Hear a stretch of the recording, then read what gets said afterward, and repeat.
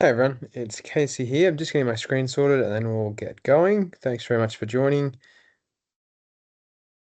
give me 1 second and we're good to go. I did want to put out, while I'm setting up, I'm going to put in the chat a PDF, a link to a PDF that I've just come across. It's the new FAQ for the assignment of benefit, which you might be interested in.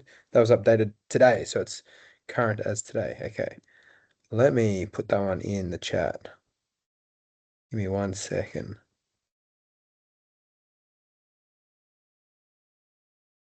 Oh, give me 1 sec.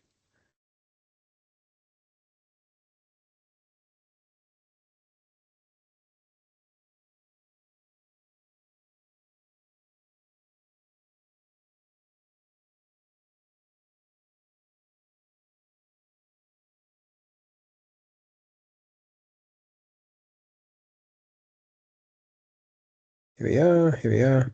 So this is brand new from what I can tell. If anyone is interested. Excellent. Give me 1 second.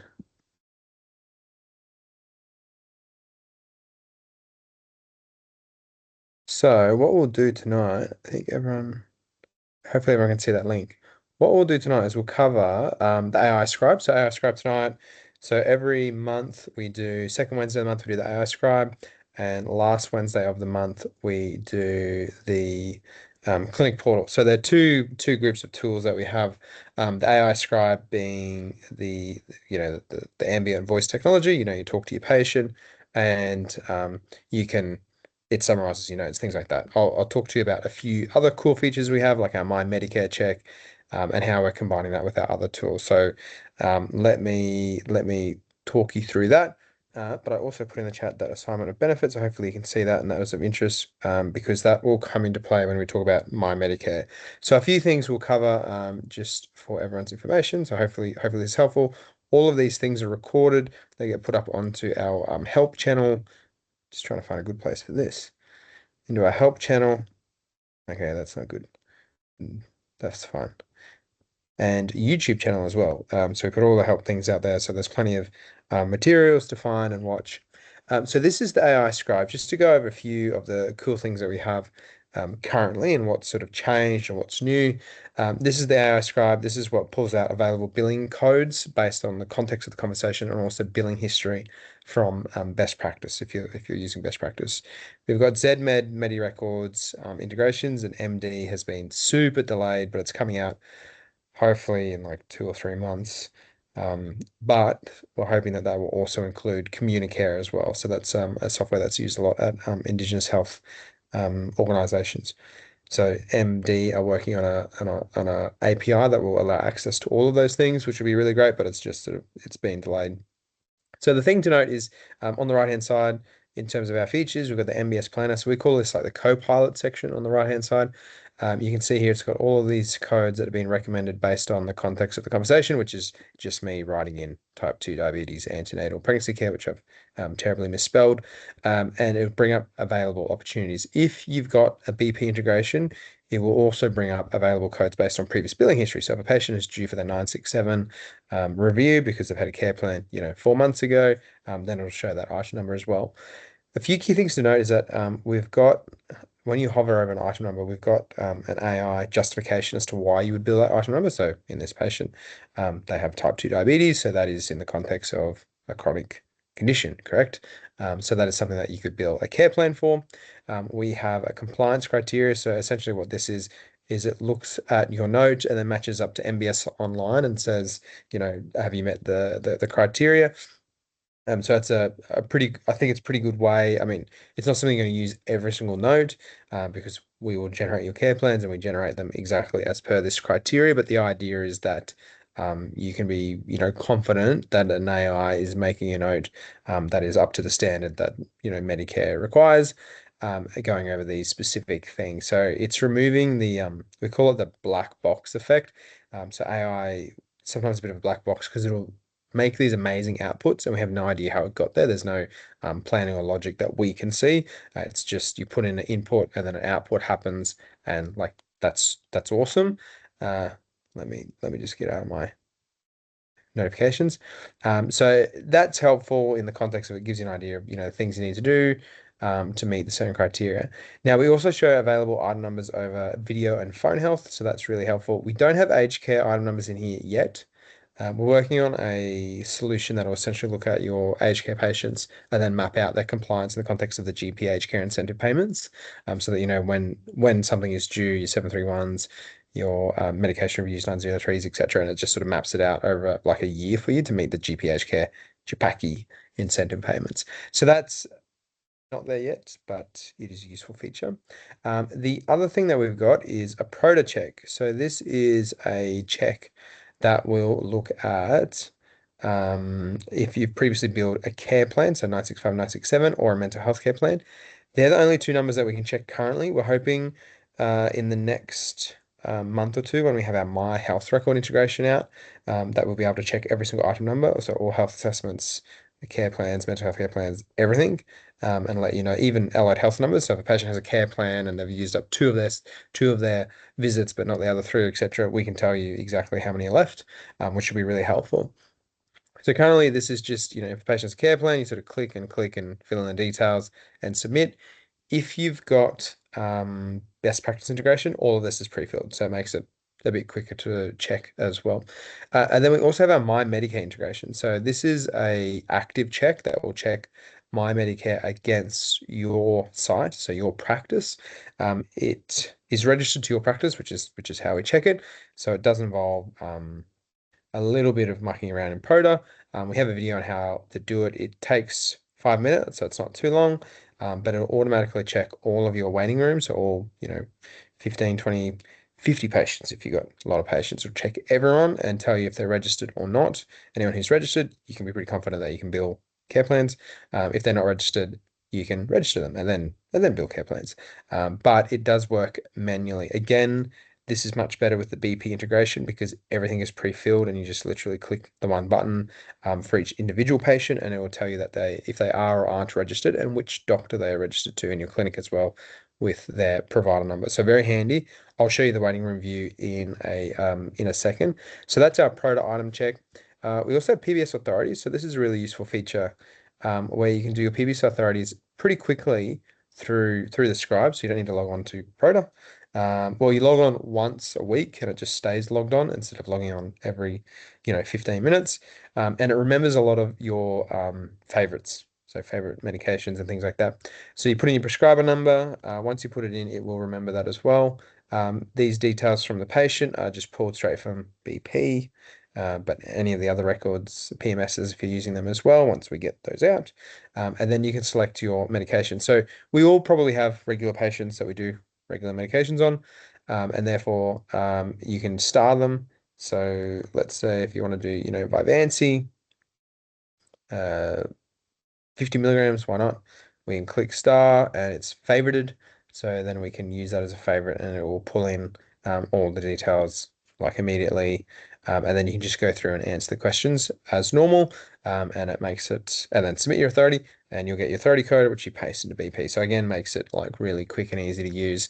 So we find that that's a really useful feature for anyone doing authority scripts. The other thing that I should mention, so we do have a research tab. So we call it research. That was more of like a legal term because the lawyers were like, don't call it clinical decision support. So for legal purposes, it is not clinical decision support, but it will answer questions. So if you want to ask, what is the dose for what flu clocks in 15 kilogram kid, it'll just like space it out for you, multiply it out and like sort of figure it out. It is an AI chatbot. It's trained on Australian-based guidelines, so things like ETG, RCH, AMH, DermNet, STI guidelines, like everything that you'd use to do your RSCGP exams.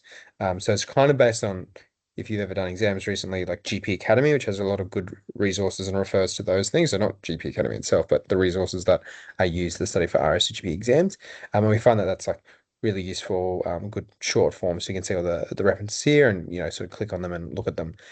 We're working on, so this is on a little bit of a tangent, we're working on putting in a CPD home. So currently we have a CPD tracker, and essentially this will track CPD, which is kind of a bit lame. We've put in an application to the AMC, so it's an actual CPD home. That means you can do everything through here. So this will just be included in the scribe. So you don't need to, if you want, you don't need to sign up to other colleges and things like that. You can just do everything in the scribe.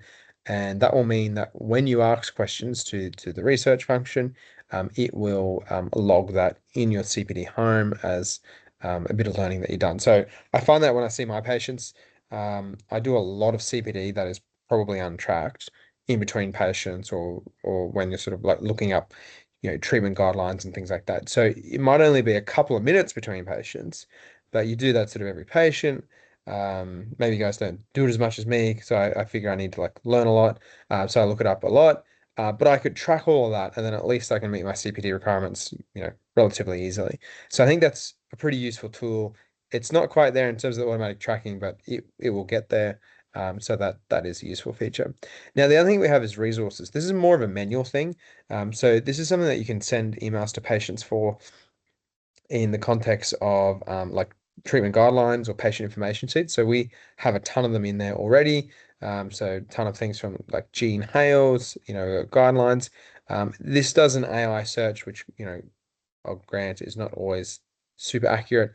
But if not, you can do a manual search. So if you want to, look at menopause, and press enter, it'll have, Gene Hales on menopause.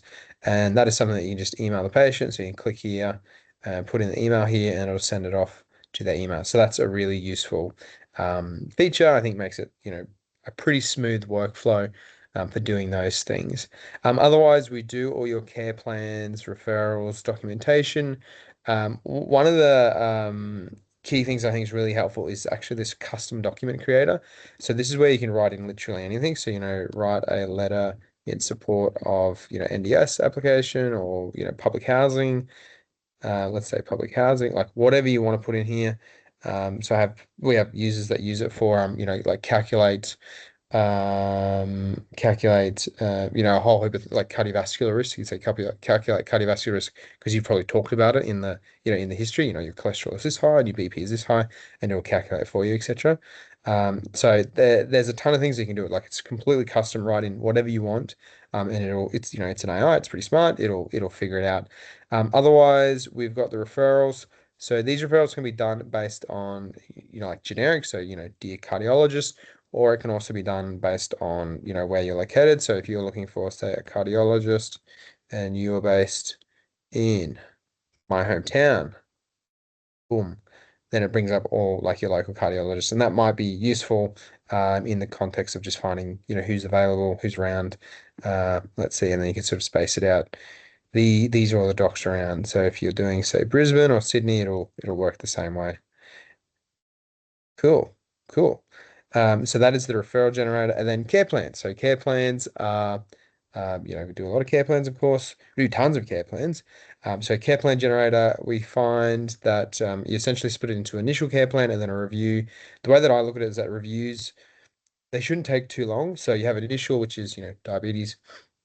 You're trying to get someone's sugars down to, X amount and the BP and, whatever goals are. I try and use a small amount of goals and I'll update those goals more frequently rather than a ton of goals and updating them less frequently. So try and focus on like one thing for a patient at a time. I think, keeping it simple. And then the reviews are essentially where I just copy and paste in the previous goals that I've made with this product, MBSPro.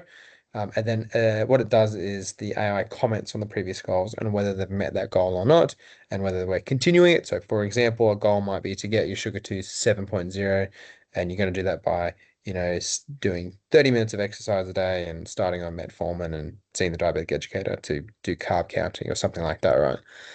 That's the goal. We put that into previous goals, and then when they come in for the 967, we say, hey, how are your sugars? They're still 7.5 and the patient's exercising, but only 15 minutes a day.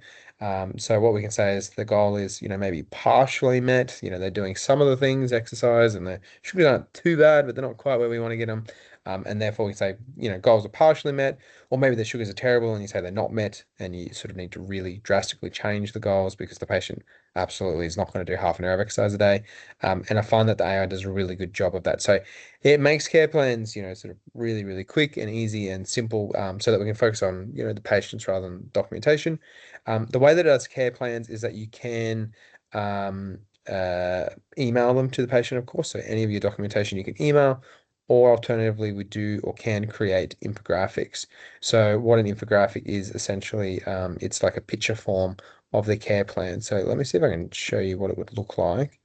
This won't make a terribly good care plan right now because all it's got for context is type 2 diabetes and a patient is pregnant. So it'll be like a one-line care plan. Just bear with me while it's creating it, and we'll see what it looks. But here is our, document for public housing or whatever it was, which is cool. And then we've got a care plan with some goals.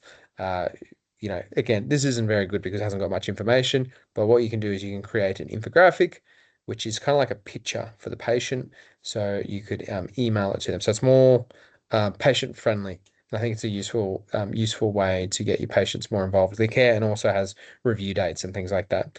So the more information that you can give it, the better. So I will show you, give me a couple of minutes. I'll show you the Mymedicare waiting room with a few things like that. And I'll show you our My Health Record integration, which will pull in all that patient data and make it a lot easier to track things. So you can see it's got like a picture. That's a cool picture of like a pregnant lady and some, blood test, I guess, and monitoring with a heart. And then it's sort of a bit easier to see. And then it'll have at the end, still generating, still generating. It'll have plan creation date and next review date, which we sort of just default as 3 months. We're releasing an update very, very soon, so it should be out in the next sort of like week or two. That will just put the review dates as the specific times that you mentioned in the care plan. So you say, hey, patient, your sugars are pretty good. Let's catch up in 6 months instead of 4 months. And it'll just go 6 months from today's date, so the 10th of the 12th, 2026. And then you can email that. So you can email it to the patient, you can download it. This one doesn't really fit into BP that well. On a technicality, you can screenshot it. So what you can do is like literally screenshot it, and then you can, funnily enough, copy and paste that into BP, and it's like puts it in as a picture. But I generally don't. I would put, this document. Again, this one is not very good because we don't have much information, but not the infographic. So let me show you, actually, let me answer a couple of questions. Let me do a couple of questions, and then we'll do the Mymedicare in the waiting room, which I've got some slides on. How do you access ProtoCheck? Yeah, so the bottom, just really quickly, the bottom right of the MBS planner, you'll see Prota, and that's where you can put in your details and do the ProtoCheck and see if your care plan, mental health care plan has been built anywhere. That isn't Mymedicare. Mymedicare is on this tab, so we're building this out to have a few more Services Australia things. A few more questions. Okay. For ProtoCheck or PBS Authority, do we need to have BP and MBSPro integrated? No. So everything works really well without integration, but with integration, it's even better because it's much more streamlined. Everything sort of gets done a lot quicker. So that's what I would recommend. That's sort of what I've got. But on a technicality, you can do everything here and just put in the Medicare details yourself. So just, type them in, type in the date of birth and the name and the family name and blah, blah, blah. It'll work fine. It'll work, no issues at all. It doesn't need a BP integration, but BP, everything is pre-filled because we grab all that data. So you literally just click, click one button. Same with the ProtoCheck. So it's a fair bit more efficient. How can we change create referral section, referral type to brief by default? Oh, good question. I don't think we actually, what have we got detail? Yeah, good question. Let me figure that out. I suspect that we don't have the ability to do that. That's really good feedback. So I can, yeah, change it to default. Awesome. I will keep a note of that, and we'll sort that one out.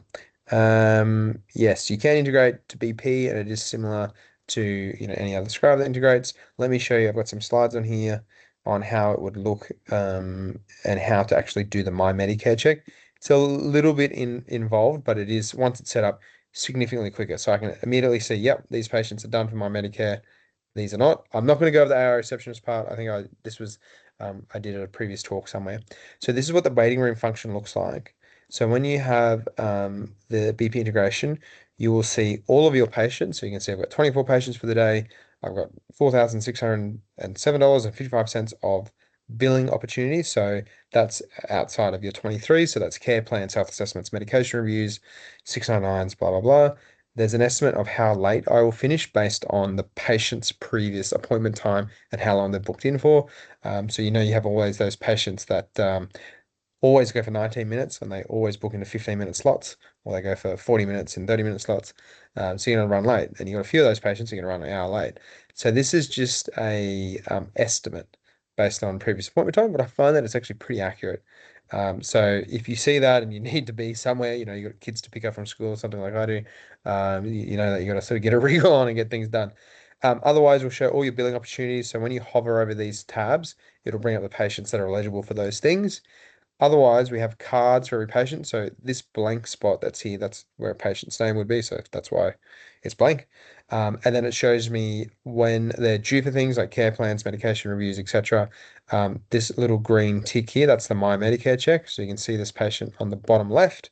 They have a green tick and it says My Medicare registered at this practice. If I wanted to see which doctor it was registered to, because I'm interested, you can click into the patient, click on the Pro to check and My Medicare, and it'll tell you the specific doctor that it is linked to. Otherwise, the grey dots mean the patient is not registered for My Medicare, or at least not registered at your practice. They might be registered somewhere else. So the patients with the green ticks, I'm very confident that they're registered for My Medicare. I can do their care plans. It's awesome. The other guys and girls, not so much confidence. So I would probably need to register them. You know, if they're my regular patient, or you know, not do a care plan if they're just coming for something that's like a one-off or whatever. So that just makes it easy to see. In terms of setting up the My Medicare, I do have a video on here, and I'll put a video up. It takes about 5 minutes. You've got to go into your clinic's account. So you may not have access to your clinic's account. So asking your practice manager or practice owner, etc., who the or who has access. You need to do two things. So one, you need to go into your health professional online services. So that's HPOS. And I was talking to someone today. You've got to have the delegation to see this. So whoever owns your practice would probably have the delegation. Your practice manager would probably have the delegation. Some nurses, receptions, etc., have delegations to some of the features within Proda, but not everyone does. So I was talking to someone today who was head, head receptionist or something like that, but did not have this delegation. To add a delegation, you need to go to organizations, you go to your clinic, and then there's a list of delegations and a list of approved people that you can delegate to. Should put that in the video, shouldn't I? I did not. But once you go into your account, your Proda account, you go to organization register, you go to your ID, so your organization ID and your organization site ID. So we need both of those numbers. And then we also need a B2B device. A B2B device is what connects your best practice or your practice management software to Medicare so that you can bill things off. So we need one to check your My Medicare as well. So again, you can go in the top right, organizations, you can click on your practice. If you have multiple practices, they will all appear here. And then you go register new B2B device. You can see I've got a few here for tests and checks and my best practice. So I can bill stuff. And then when you go register, it will ask you to put in a name, and then it will give you some codes. So all in all, it does only take 5 minutes, but there's just those two areas that you need to check. Once you've done that, you can go down to settings and Proda, put in those details, activate your Proda device management. So put in these details here. So your activation code, your name, your product RA, put those in, and then it should say active, and then you're done. Your waiting room will just be automatically checked from there on. So I tell all my patients who are not registered, go and register, and they get registered, and it's relatively straightforward because I just know with a simple look as opposed to logging on the Proda and checking and blah blah blah, we can get the paperwork signed. Now we're working on a part two solution. The part two solution is when you go to the waiting room and you see these patients that have the gray sort of dot here because they're not registered, you can click it, it'll send them a text. The patient will fill it out, hopefully, on their phone, and then it will send a document into your best practice via our document sorter. So we have a document sorter that helps you sort incoming emails, scans, faxes, etc. It'll send a document directly to that, which will then lodge it into Proto because we have a Proto connection to Mymedicare through that as well. And then it's all done digitally, so no forms at all, which is perfect. No forms. We're not keen on forms. So that is the Mymedicare check in the waiting room. Now there was one other thing I was going to show you. But let's do some questions. There was one other thing. There was one other thing, which I cannot remember. Um, yeah, it's escaped me. Let's do some questions. Oh yeah, no, my health record. That's what we're gonna do. Okay, let me figure out what the questions are. Okay. Do you need to register for document sorter? Yeah, so you can sign that up. So the My Medicare part of that is not working at the moment. You can sign up to the document sorter. It is available at clinic.mbspro.com.au. And that will essentially take you to our AI receptionist, our document sorter, and the document sorter looks like this, and it will match incoming documentation to patient's name and details. This is not a document. This is our notice of connection for something. So that's cool. Let me show you. I'm going to show you. Let me show you two other things that we're working on. Give me 1 second. I'm just going to bring up my screen as to where it is because I have lost it. 1 second, sorry, and I'll show you exactly where it is. Here it is. Excellent, excellent. So a couple things that we're working on are dashboards. Let me show you right now. Boom. So dashboards, which will work in conjunction with our receptionist. They're not 100% working, hence the test environment, and then our a doctor pay module that was sort of built out. So this will put in your pay periods, pay either via a tenant module or a trust fund module. So centralized payments via your practice, and then you disperse to doctors every fortnight or something like that. It'll allow you to add in all your details, rules, and splits by every single GP, and then reconcile everything in the bank. So hopefully making it a lot easier. So everything is going to be in one dashboard, the clinic dashboard. So dashboards, doctor pay, document sorter, AI receptionist, booking platform is a little ways away, but it's coming. So it'll be a very encompassing tool. Now, let me show you our My Health record integration here. So this is a pre-alpha of it. So what we're doing is we're integrating with My Health record. That notice that you saw in the document sorter was our like approval for it, so it's coming very, very soon.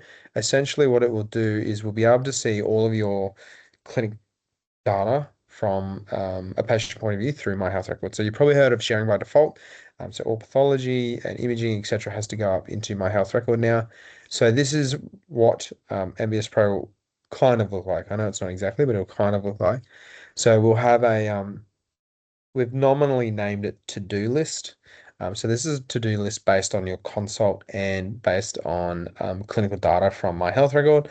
So things like, cholesterol's above recommendations, think about adding a statin, hasn't had their flu shot, hasn't had their CST, is due for care plans, blah blah blah. So that I think this would be a really useful like to do thing. The question we get often asked is, is this software as a medical device? Yes, it is. So we're going through TGA approvals for this to get it done. So it will be like a proper thing. It'll show you all your past medical history for all your patients, medications for which we do have the ability to do scripts straight from the scribe, which will marry up nicely with the PBS authority. And we've got our preventative care, so we can see vaccines through Australian immunisation records. We can see any of the vaccines that they've had anywhere, same as their national cancer screening record as well. So it'll all be through that. And then we'll have pathology, imaging, previous visits, which we will put together in a pre-visit briefing up here on the top left. So to show you what's happened since they've last come in. They've gone to the hospital, they've had some surgeries, they've seen a couple of specialists. You may not have got all of those results because you weren't CC'd in, but we are able to see them and sort of provide a pre-visit a briefing from you.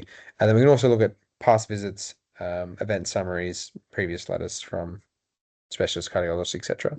So it'll become a really useful layer that we can match into my health record. And then we're also going to try and use it as the word that we would use is like MCP. So MCP is just like an AI term of how AI could communicate with other like databases.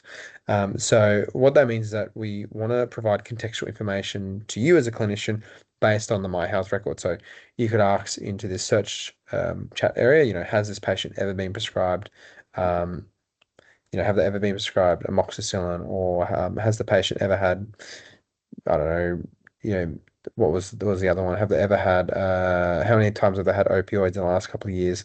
And to sort of give you an answer, say, look, this patient's had opioids like 3 or 4 times, because we can see all prescriptions and dispensing history from my health record as well. And that'll give you a better answer of what exactly is going on. So hopefully that makes sense. This is pre-alpha, so a lot of things don't work. But it just gives us a better overview of what exactly is going on, and then we can use AI to help a lot. Some of the things that will be really exciting is so preventative care, when patients are due for vaccines, we can just recall them when due with the AI receptionist, so they're just queued up, and the AI will call a patient, say you are due for your flu shot, come in, and we can just book it into your BP because we have AI receptionists that are integrated with your BP and a few of the other PMSs that we're working on. So that'll make it like a really smooth workflow. So that's the idea of like frictionless, if that makes sense, is what we're aiming for. So hopefully that makes sense. So we've gone, pretty well, half an hour. Let me answer a few last questions. Sorry, let me pull this up. Answer a few more questions. Where am I? Okay. So a couple of questions. Can you do the document sort as an individual? Absolutely. It's $1.99 a month, just flat rate. So it's pretty cheap. We do bundle it with our other tools. So our receptionists, scribes, etc. So I can get a clinic full of cool tools. That's fine, not a problem at all. Um, where am I right now? Let me see. I think you were referring to, so that this My Health record is not in the scribe yet. So this is like testing environment. You wouldn't be able to see this on your normal scribe because it's not there because we're building it out. So probably can't see that one. Okay, let's see if there's any other questions. Okay, let me see the Q&A. Hopefully that's made sense. Any other questions about all that? It looks like we're okay. So this is all recorded. Let me double check that it is in fact recorded. It is recorded. Excellent. So this is all recorded. This will go up on our help section YouTube channel. Remember, if you're in the app, let me show you.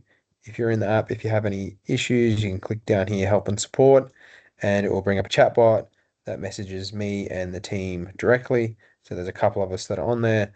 And so we get it on our phones, and so we can message back, how to fix stuff. So hopefully that is helpful. Appreciate everyone for coming. Think we're all good for questions. Excellent, excellent. Thanks all for coming. Try out the new tools. We do free trials for everything. So we're always trying to improve and make sure that we're offering value.